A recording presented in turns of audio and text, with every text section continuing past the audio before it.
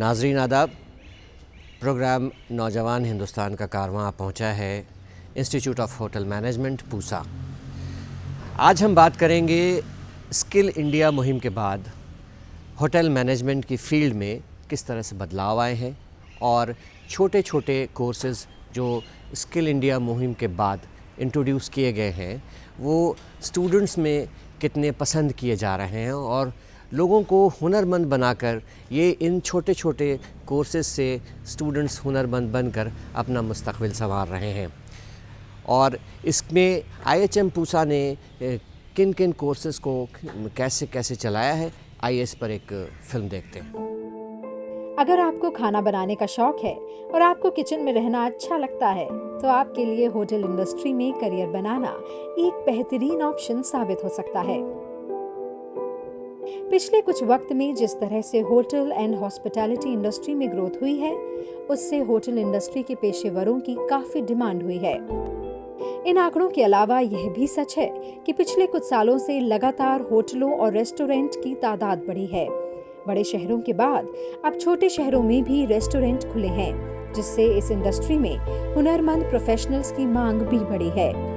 आज hotel industry में जिन इदारों ने अपनी एक अलग शिनाख्त हासिल की है, उसमें सरे फहरिस्त है institute of hotel catering and nutrition Pusa. आज ये इदारा होटल इंडस्ट्री में ग्रेजुएशन से लेकर मास्टर लेवल के कोर्स तो करा ही रहा है, वहीं कम मुद्दत के कोर्स के जरिए नौजवानों को हुनरमंद बनाकर स्किल इंडिया पहल को जमीनी सतह पर कामयाब भी बना रहा है। स्किल इंडिया मुहिम के नौजवानों को हुनरमंद बनाकर उन्हें रोजगार के लायक बनाने के मकसद के साथ टूरिज्म मिनिस्ट्री ने हुनर से रोजगार स्कीम की शुरुआत की थी, जिसके तहत IHM Pusa food production, confectionery और बेकरी और हाउसकीपिंग में शॉर्ट टर्म कोर्सेज कराकर न सिर्फ नौजवानों को हुनरमंद बना रहा है, बल्कि माली एतबार से कमजोर नौजवानों के ख्वाबों को हकीकत में बदलने में एक अहम रोल भी अदा कर रहा है। नाज़रीन, आज हम बात कर रहे हैं IHM पूसा में फूड प्रोडक्शन और हुनर से रोज़गार के तहत चलाए जा रहे शॉर्ट टर्म कोर्सेज़ के बारे में, जिससे लोगों को, नौजवानों को हुनरमंद बनाया है और उन्होंने उनके मुस्तकबिल को और रोशन बनाने में काफ़ी कुछ मदद की है। इस पर तफसीली गुफ्तगू के लिए हमारे दरमियान हैं जनाब कमलकांत पंत साहब, जो कि IHM पूसा के प्रिंसिपल कम सेक्रेटरी हैं। आइए इनसे तफसीली गुफ्तगू करते हैं। खैर मकदम है आपका सर हमारे प्रोग्राम नौजवान हिंदुस्तान में। मैं आपका शुक्रिया अदा करना चाहता हूं कि होटल प्रबंध संस्थान को आपने ये मौका दिया कि नौजवानों के रूबरू आएँ और जो प्रोग्राम यहाँ पे हम लोग ऑफ़र कर रहे हैं उनके बारे में कुछ जानकारी हम लोग साझा करें। सर, तो बातचीत की शुरुआत करते हैं इस पहले सवाल से कि फूड प्रोडक्शन का ये जो कोर्स है जी, इस पर कुछ रोशनी डालिए, ये क्या है? जी, फूड प्रोडक्शन कुकिंग जो है, खाना रसोई का या खानसामे का जो एक विधा है, उसको प्रोफेशनल तरीके से जब हम लेके आते हैं तो उसका नामांकन जो किया गया है वो फूड प्रोडक्शन के हिसाब से किया गया है। तो इसमें हम लोग कॉमर्शियल कुकिंग सिखाते हैं अपने विद्यार्थियों को। तो जैसे होटल प्रबंध संस्थान ये पूसा जो है देश का सबसे अग्रणी संस्थान है। 60 साल का इसका तारीख में 60 साल इसने पूरे कर लिए हैं और फूड प्रोडक्शन के क्षेत्र में बहुत ही नामी गिरामी हस्तियां यहाँ से पास होके गई हैं। शेफ़ मंजीत सिंह गिल हैं या शेफ़ हेमंत ओबरॉय हैं या शेफ़ लोग हैं जो बड़े, जिन्होंने पूरे देश में विदेशों में अपना नाम रोशन किया है, जो ताज ग्रुप में, ओबरॉय ग्रुप में या और बड़े बड़े होटलों में बिल्कुल सबसे ऊंची हस्ती के रूप में निकल के आए हैं। तो इसी तरह से इस कार्यक्रम को हम लोग आगे लेके जा रहे हैं और ना केवल ये 3 वर्षों के प्रोग्राम में, बल्कि 1.5 साल के प्रोग्राम में भी और अभी हमारे रेगुलर कार्यक्रमों के हिसाब से नहीं, बल्कि capacity building for service provider, जो एक हमारा कौशल विकास का एक नया कार्यक्रम है, उसमें भी हम इस तरह के प्रोग्राम ऑफ़र कर रहे हैं। तो CBSP जो हमारी एक स्कीम है, जिसका कि शुरुआत सन 2009 के आसपास, जब ये कॉमनवेल्थ गेम्स होने वाली थी दिल्ली शहर में, आपके शहर में, तो उसके लिए यह सोच थी कि शायद इतनी सारी हमारे पास एकोमोडेशन। सर, हुनर से रोज़गार के तहत जो कोर्सेज चलाए जा रहे हैं उस पर कुछ रोशनी डालिए। हुनर से रोज़गार के बारे में, तो ये आइडिया कैसे आया कि उस समय में होटल कीपिंग के लिए ऐसा अंदाज़ा लगाया गया कि बहुत ज़्यादा लोगों की आवश्यकता होगी, और इसलिए शॉर्ट ड्यूरेशन प्रोग्राम तर्जुमा किए गए, और जिसके अंदर फूड सर्विस का, कुकिंग का, बेकिंग का, हाउसकीपिंग का, आपका कमरे वगैरह को साफ़ करना और उन्हें तैयार करना, उन विधाओं में ये हुनर से रोज़गार कार्यक्रम शुरू करे गए थे। पायलट प्रोजेक्ट हमारे देश में इसी संस्थान में 2009 में लागू किए गए, और ये कार्यक्रम बहुत अच्छे इन्होंने नतीजे दिए, जिसकी वजह से ये कार्यक्रमों को हमारे जो सिस्टर इंस्टीट्यूशंस हैं और शहरों में देश भर में, उनमें भी इन्हें लागू किया गया। और पिछले 10 सालों में लाखों लोग, लाखों नौजवान इस तरह के प्रोग्राम में सर्टिफिकेट हासिल करके बिल्कुल अपने करियर को आगे बढ़ा चुके हैं। सर, ये जो कोर्सेज होते हैं, इनकी मुद्दत क्या होती है, क्या ड्यूरेशन क्या होता है कोर्सेज का? तो मुद्दत, आप किस एरिया में इन कोर्सेज़ को कर रहे हैं उसके हिसाब से इनकी मुद्दत फ़र्क रहती है। अब जैसे जो सबसे बड़ा प्रोग्राम हमारा नहीं सर, ये हुनर से रोज़गार की बात अगर हम करें, इनकी मुद्दत क्या है सर, क्या ड्यूरेशन क्या है इसका सर? हुनर से रोज़गार भी जैसे सबसे लंबी मुद्दत अगर देखें हम, इनका घंटों में इनपुट में आंका जाता है। अच्छा। तो घंटों में जैसे हम 500 घंटे का प्रोग्राम करते हैं हमारे फूड प्रोडक्शन के लिए, तो 500 घंटे का जो इनपुट है करीब 3.5 महीने में हम लोग वो मुहैया कर पाते हैं अपने विद्यार्थियों को। लेकिन हुनर से रोज़गार ही अगर आपको फूड सर्विस में चाहिए तो हमें 500 घंटे की ज़रूरत नहीं होती है, तो उसमें हमें दरकार रहती है 300 घंटे, जो कि 2 महीने में ही पूरे किए जा सकते। अच्छा, तो कोर्सेज के हिसाब से ड्यूरेशन में फ़र्क हो जाता है? इसमें फ़र्क हो जाता है। और इसी प्रकार से जैसे हमारा जो बेकरी एंड कन्फेक्शनरी का प्रोग्राम है, उसमें भी जो मियाद है वो थोड़ी सी कम हो जाती है। लेकिन जो सबसे ज़्यादा कामयाब प्रोग्राम है इसमें, जिसमें सबसे ज़्यादा हमारे पास मांग आती है, वो फूड प्रोडक्शन का ही प्रोग्राम है। और वो 3.5 महीने ट्रेनिंग संस्थान में होती है, और करीब 1 महीने का अटैचमेंट उन्हें होटल में या किसी केटरिंग यूनिट में हमें भेजना पड़ता है। सर, ये फूड प्रोडक्शन का करिकुलम क्या होता है सर? फूड प्रोडक्शन के अंदर जो हम करिकुलम करते हैं, देखिए, खाना जब से इंसान घरों में रहना शुरू हुआ है और सभ्यता की तरफ आगे बढ़ा है, तो खाना तो बनता ही रहा है। लेकिन एक प्रोफेशनल के लिए, जैसे अपने परिवार के लिए खाना बनाना और उसको परोसना, वो एक बड़ी सिंपल और सहज सी बात है।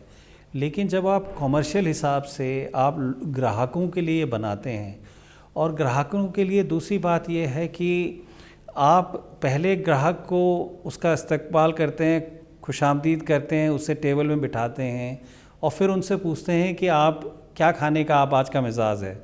तो इस तरह की एक चैलेंज को मीट करने के लिए आपके पास बहुत सारी चीज़ें पहले से ही तैयार करके रखा जाना बहुत ज़्यादा ज़रूरी रहता है। और उसको कैसे करें, प्री प्रिपरेशन, आपका खाना अलग अलग स्टेज में हमेशा आपके पास किचन में उपलब्ध रहता है। तो उसको प्रोफेशनली मैनेज कैसे किया जाए, ये बेसिक मूलभूत चीज़ है।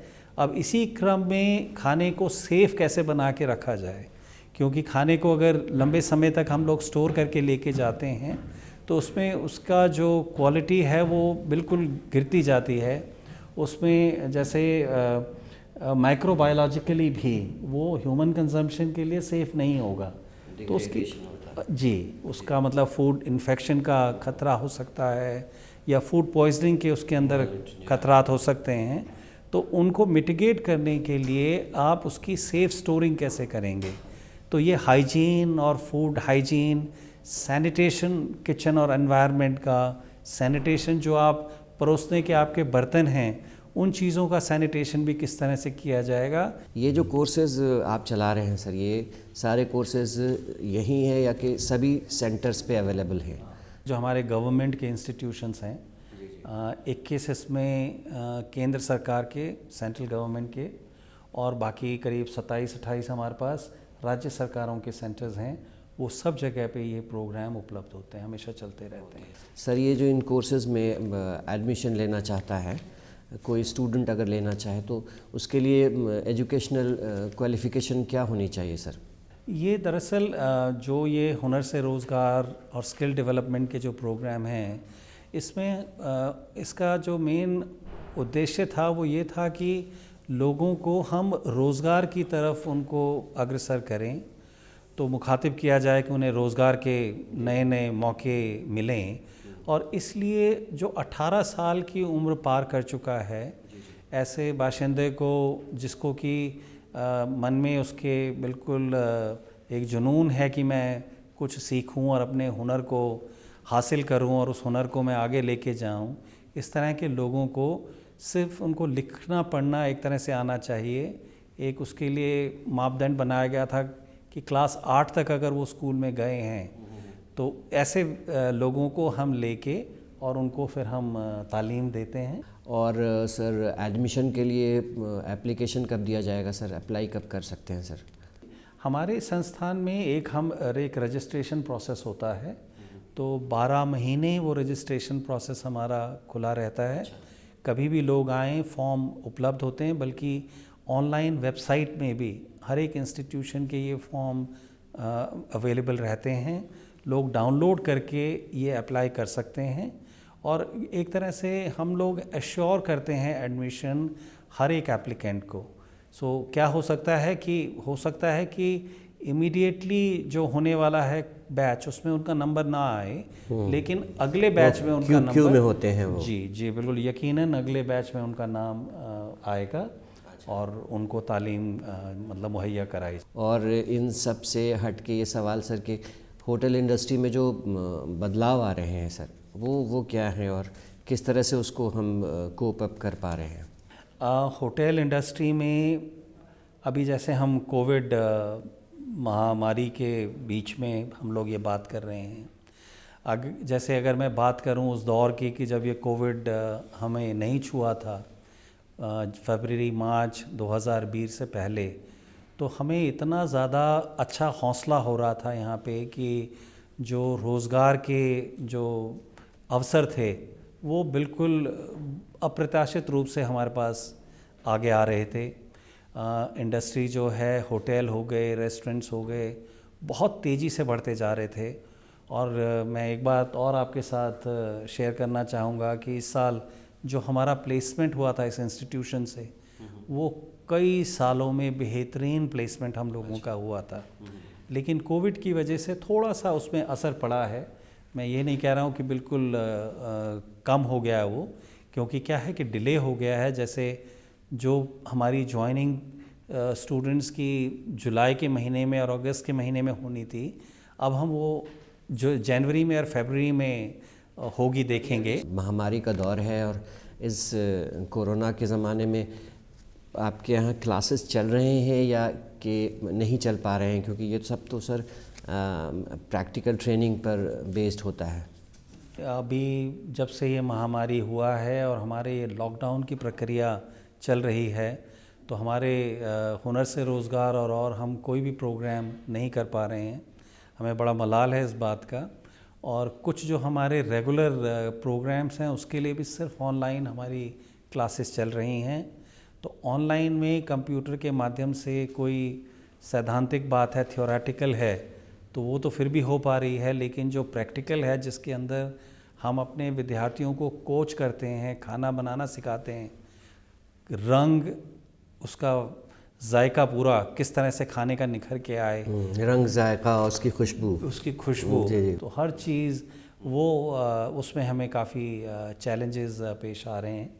तो मैं वैसे हम ये लोग उम्मीद कर रहे हैं, हम ये उम्मीद कर रहे हैं कि ये सिचुएशन जो लॉकडाउन की है वो थोड़ी सी ईज़ होगी, महामारी का थोड़ा सा प्रकोप कम होगा और हम अपने विद्यार्थियों को फिर अपने प्रांगण में स्वागत करने के लिए हम तैयार हो पाएंगे। ट्रेनिंग लेके जो लोग यहाँ से पास आउट होके निकलते हैं उनके लिए और कहाँ कहाँ किन किन जगहों पर अपॉर्चुनिटीज़ हैं, एवेन्यूज़ क्या क्या हैं सर? हमारे ग्रेजुएट करने वाले विद्यार्थियों के लिए बिल्कुल अपार अपॉर्चुनिटीज़ हैं। सबसे पहले तो जैसे हमारे जो रेगुलर प्रोग्राम हैं उसके अंदर ग्रेजुएशन से पहले ही कैंपस में ही प्लेसमेंट हो जाता है। और वही सिलसिला हम अपने हुनर से रोज़गार के विद्यार्थियों के लिए भी कायम रखते हैं। कुछ एक फास्ट फूड चेन्स हैं बिल्कुल, जिनके कि सैकड़ों हज़ारों किस्म के उनके आउटलेट्स रहते हैं, तो उनके मैनेजर्स साहिबान वो यहीं कैंपस में आके अपना सिलेक्शन करके जाते हैं। इसी तरह से बहुत बड़ी बड़ी कंपनीज़ हैं जो कि इंडस्ट्री में सैकड़ों लोगों के लिए केटरिंग करते हैं, या ऑफिसेज़ हैं जिसमें बीपीओ कंपनीज़ हैं, या ये जो आईटी एनेबल्ड उसमें खाना उनकी पैकेज का एक हिस्सा रहता है, तो उसमें भी हमारे जो ग्रेजुएट्स हैं उसमें बहुत अच्छा मौका पाते हैं। तो एक और इसके अलावा मैं एक बात और कहना चाहूँगा कि एक इकोसिस्टम कुछ इस तरह से चला है कि हमारे हिंदुस्तान में जो लोग हैं वैसे हुनरमंद हैं, बहुत होशियार होते हैं और हर एक काम को बहुत ही कम समय में सीखने का उनका एक क्षमता रहती है। और इस वजह से हॉस्पिटैलिटी के क्षेत्र में हमारे देश में ही नहीं विदेशों में भी हमारे लोगों का बहुत दबदबा है। आप यूरोप की बात करें, आप अमेरिका में बात करें, या आप आसियान में बात करें, या हमारे घर के पास अगर हम अरब मुल्कों की भी अगर हम बात करेंगे, तो बहुत बड़ी संख्या में हमारे लोग वहाँ पे अपनी सेवाएं दे रहे हैं और बहुत अच्छा नाम कमा रहे हैं। ट्रेनिंग और ये जो हमारा इंफ्रास्ट्रक्चर है, फैकल्टी और जो इंफ्रास्ट्रक्चर, ये सारी चीज़ें हैं, ग्लोबली हम कैसे कम्पीट करते हैं हम उनके कंपैरिजन में सर? बिल्कुल, मैं ये बात आज आप दूरदर्शन के माध्यम से ये कहना चाहूँगा कि हर इंस्टीट्यूट जो स्टेट गवर्नमेंट या सेंट्रल गवर्नमेंट की तरफ से इस्टेब्लिश किया गया है, उसके अंदर वन टाइम ग्रांट तो सेंट्रल गवर्नमेंट देती है, उसके बाद बहुत बड़ी ग्रांट करोड़ों रुपए की वो स्टेट गवर्नमेंट से भी आती रहती है। तो इसलिए हमारे जितने भी इंस्टीट्यूट्स ऑफ होटल मैनेजमेंट हैं उसके अंदर आपको बिल्कुल वर्ल्ड क्लास इंफ्रास्ट्रक्चर मिलेगा, बिल्कुल लेटेस्ट उसमें मिलेगा। और अभी जो फैकल्टी हमारे इंस्टीट्यूशंस में हैं उनका सिलेक्शन का प्रोसेस इतना रिगरस है, बिल्कुल सेंट्रली मॉनिटर्ड रहता है। एक टेस्ट होता है हमारा NHTET, national hospitality teacher ability test, अगर किसी ने पास नहीं किया है तो वो ये उसके बिना मतलब वो इसमें काम करने का मौका वो हासिल ही नहीं कर सकता है। तो इसलिए मतलब एक हो सकता है कि दिल्ली है या मुंबई है या कोलकाता है या ये बड़े शहर हैं, इसमें अपॉर्चुनिटीज़ थोड़ी ज़्यादा हों और छोटे शहरों में टियर 2 टियर 3 में थोड़ी कम हों, लेकिन जहाँ तक गुणस्तर की, और इसमें मैं आपके इसमें एक बात में एक और जोड़ना चाहूँगा कि वर्ल्ड में जो कॉम्पिटेंस है, मुझे बहुत गर्व होता है इस बात का, बड़ा खुश महसूस करता हूँ मैं एक हिंदुस्तानी के तौर पे कि जैसे ये क्रूज़ लाइंस वगैरह हैं, तो उसके अंदर कुछ ही मुल्क के बाशिंदे हैं जिन्हें कि क्रूज़ का मैनेजर, जनरल मैनेजर का ओहदा हासिल हो सकता है, और उसमें हमारे देश के लोग भी शामिल हैं। मैं कई लोगों को जानता हूं जो मेरे साथ पढ़े हुए हैं कि जो क्रूज़ डायरेक्टर और ये वर्ल्ड की जो अमेरिका में टॉप कंपनीज चल रही हैं उसमें वो ओहदा हासिल कर सकते हैं। तो ये बात मैं आपके साथ इसलिए शेयर कर रहा हूँ कि जैसे हमारे हिंदुस्तानी लोगों का दबदबा है आईटी एनेबल्ड सर्विसेज में, इसी तरह से हॉस्पिटैलिटी के भी अंदर और ख़ास तर से कुकिंग के अंदर हमारे लोगों का एक तरह से दबदबा है। आप दुनिया के किसी भी कोने में जाएं, किसी भी कॉन्टिनेंट में चले जाएं, आपको शेफ़्स के काम करने में हिंदुस्तानी बाशिंदे मिलेंगे। और मज़े की बात यह है, मुझे मौका मिला यूरोप में, अफ्रीका में, कई मुल्कों में जाने का, और किचन के अंदर मैंने हर जगह हिंदी में, हिंदुस्तानी में बात होते हुए देखी मैंने।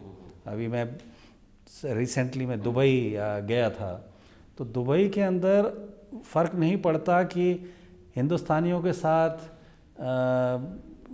दूसरे मुल्कों के, मतलब लेबनान के भी लोग हों और फ़िलीपींस के भी हों और श्रीलंका के भी हों, लेकिन उनकी जो कॉमन भाषा है वो हमारी हिंदुस्तानी भाषा है। तो हर एक इंसान बोलता है और बोलने की कोशिश करता है। तो इसका हमारा एक तरह से लोहा मान चुके हैं लोग कि ये कुकिंग में और प्रोफेशनल कुकिंग में जो बिल्कुल जायकेदार है, बिल्कुल जो लुत्फ़ जिसका उठाया जा सकता है, वो करने में एक तरह से जादूगरी है कि ये इंसान, इसने हमारे लोग हुनरमंद हो सकते हैं। हुनर से रोज़गार का प्रोग्राम तो सर आपने बताया कि 2009 से चीज़ें चल रही हैं, तो क्या फ़र्क आया है, किस तरह से स्पीड अप हुई हैं चीज़ें या के बदलाव आए हैं? जी, ये स्किल इंडिया मिशन हमारे देश में लागू होने के बाद और NSDC और मंत्रालय बनने के बाद एक कॉमन नॉर्म्स जो हैं स्किलिंग की, एक पूरा आर्किटेक्चर, एक इंफ्रास्ट्रक्चर बना दिया गया है। हुनर से रोज़गार जो हम पहले कर रहे थे, एक कुछ हफ्तों का प्रोग्राम, कुछ घंटों का प्रोग्राम दे रहे थे, लेकिन स्किल इंडिया का एक पूरा इंफ्रास्ट्रक्चर आने के बाद मौके अभी हासिल हैं नौजवानों को कि बेसिक प्रोग्राम करने के बाद और कुछ एक्सपीरियंस हासिल करने के बाद वो हमारे पास वापस आएँ और एक एडवांस कोर्स में एनरोल हो जाएं। उसके बाद उन्हें मौका फिर मिल सकता है कि फिर कुछ समय काम करके वो एक और एडवांस कोर्स के लिए, तो एक सीढ़ी आपको मिल गई है, पूरी हायरार्की आपके पास है कि आप नीचे से लेके मतलब ऊपर तक के जो हुनर हैं या कॉम्पिटेंस हैं, आप इन्हीं प्रोग्राम के मार्फत हासिल कर सकते हैं। तो बहुत आसान हो गया है। कुछ पेमेंट वगैरह के जो इनके ये नॉर्म्स वगैरह भी हैं, ये बहुत ज़्यादा स्ट्रीमलाइन हो गए हैं और ये प्रोग्राम जो हैं ज़्यादा साइंटिफिक हो गए हैं, क्योंकि और इसके अंदर इनपुट एक्सपर्ट्स का आया है। हम लोगों ने भी अपने इनपुट दिए हैं और इसको हम इम्प्रूव, रिफ़ाइन करते हुए आगे लेके आए हैं। इस फील्ड में करियर बनाना चाहते हैं जो नौजवान, जो स्टूडेंट, उनको आप सर क्या मैसेज देना चाहते हैं?